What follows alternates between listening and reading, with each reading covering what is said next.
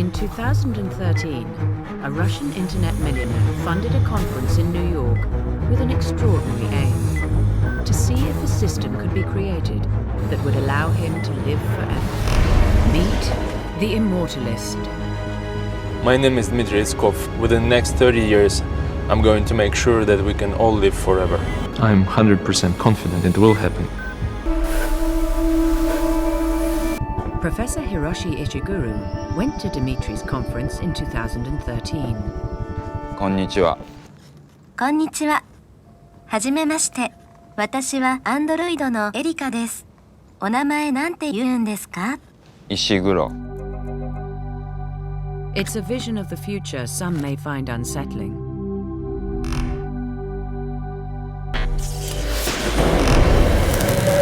Just like digital computers use zeros and ones to transmit information, neurons fire these little spikes.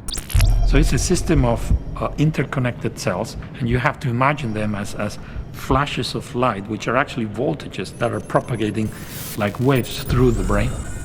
Meet Eric Sauter.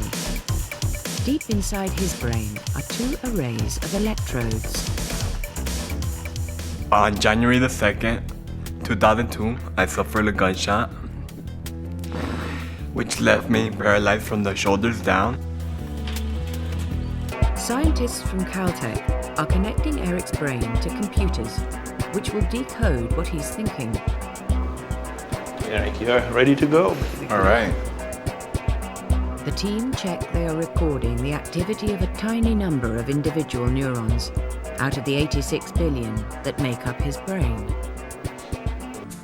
When you go reach for something, you don't walk it step by step, you just do it. Once the arm has grasped the bottle, Eric thinks, bring hand to mouth again. All right. Hey, you finished that thing off. That's good. His progress in this extraordinary trial has extended what it is to be human. There you go. The ultimate goal of my plan is to transfer someone's personality into the new artificial carrier. The brain generates all of our behavior, but also generates all of our mental world. It generates our mind. And now the challenge is precisely to how to go from a physical substrate of cells that are connected and all together inside this organ to our mental world. If we were somehow given a structural synaptic diagram today of a whole human brain, we wouldn't be able to do much with it. As a start, Raphael is focusing on mapping the neural activity of a tiny freshwater invertebrate. The idea that you can upload the mind assumes that the mind is some sort of digital computer. But the activity of one of the simplest brains in evolution suggests it might work in a very different way. What's really surprising is what happens like right here when there's activity going on in the nervous system of the animal without any apparent movement, without any apparent contraction. If you wanted to upload the mind, you need to be able to decipher it or download it first.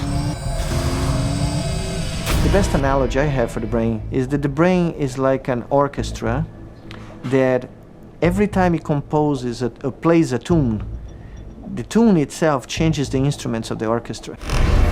As the scientific search for the butterflies of the soul intensifies, we are still to discover if our consciousness could ever be replicated in a machine.